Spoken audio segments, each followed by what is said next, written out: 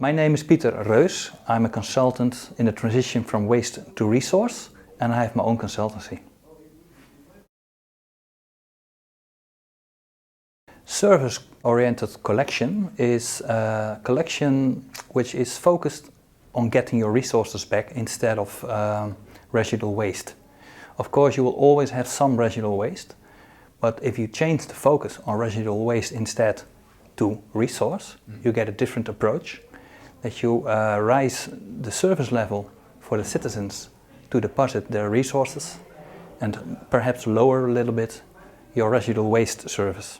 We have done some trials with service-based collection in a different way. The first one was to discourage residual waste and encourage the usual collection of garden waste and food scraps, etc. with amazing results. We only had less than 10 kilograms of residual waste per capita left at the collection scheme. That's amazing. The other way was that we came twice a week for each household and collected 6 different streams. Glass packaging, the packaging of plastics, cartons and cans. We also did a box with stuff for electronics and play stuff, whatever kind of stuff people dispose. Food scraps, diapers and of course the residual waste. And amazingly it got the same amount of residual waste per capita. So intensively collection or lowering your collection both gave good results. In general, if you ask within a municipality what people think about a waste collection system, they always give it like a 7 or perhaps a bit more or less. There's a subconscious level of acceptance of a system how it is. So the people are morally more or less doing the thing like a routine. Once you have changed it into a new scheme, for example this different approach of collecting, etc., people get more excited about the way they see they can make a difference.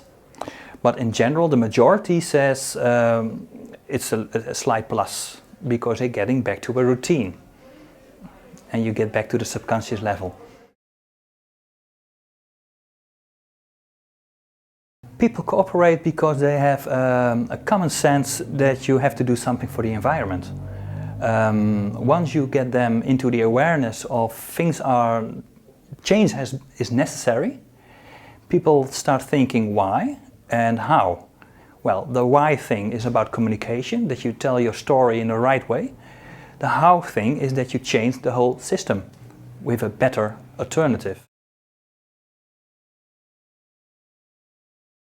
The basic difference between the general waste collection or traditional waste collection and this typical different approach is that we zoom into your moment that you dispose something. So, for example, you stand in your kitchen, you're peeling your potatoes, so you have some food scraps, and then, well, normally it goes straight in the same bin and gets as residual waste on the street. This time we have this slide box which is easy to use, and we don't have residual waste anymore in your kitchen. So it's a different approach. It's also for the other streams, we have a different approach that you try to make a tailor-made solution in home, like a sorting tower for different stuff streams. And this way it's also easy getting the sorting tower straight on the street, and the courier or the waste collector, however you call them in those days, the courier will pick it up and take it with him. And also very important with that is that you communicate in colors.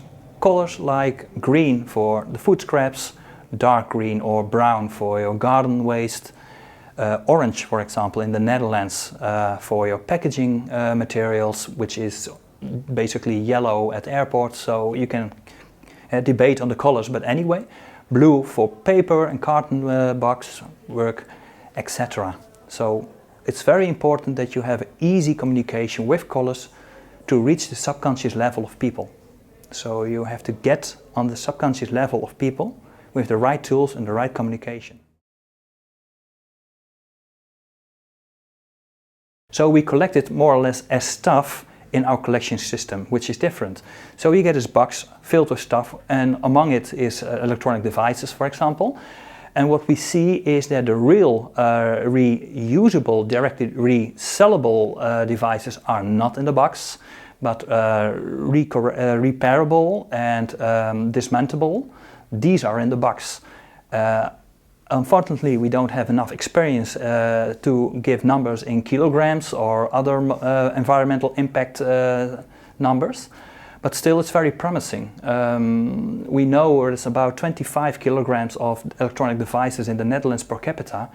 We had around 4 at this moment with collecting at home in this system, while in general it's 6 to 7 kilograms in these bringing facilities in the Netherlands, and that was an additional 4 kilograms on it.